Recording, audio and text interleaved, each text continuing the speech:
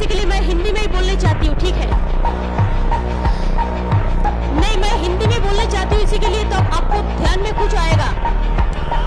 Sir, मैं जो बोलना चाहती हूँ सर, प्लीज आइडेंटिटी कार्ड के बारे में जो सवाल उठाया है इधर में, मैं उसके बारे में कुछ नहीं बोलना चाहती हूँ, लेकिन एक बात जरूर कहना चाहती हूँ कि आइडेंटिटी कार्ड होना जरूरी है सिटीजनशिप के लिए, और इसको हम लोग पूरा तरह से समर्थन करती हूँ और करते जाऊंगा।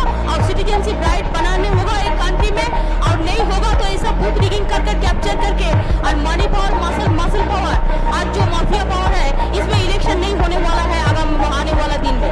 इसलिए मैं इसको सपोर्ट करना चाहता हूँ।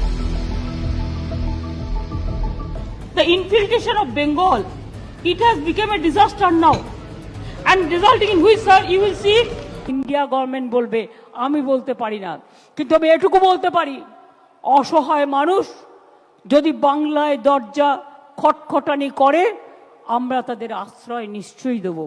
তার কারণ এটা ইউনাইটেড নেশনসের একটা রেজুলেশন আছে, কেউ যদি রিফিউজি হয়ে যায়, एकदम इन्होंने वक्त बदल दिया, जज्बात बदल दिए, जिंदगी बदल दी।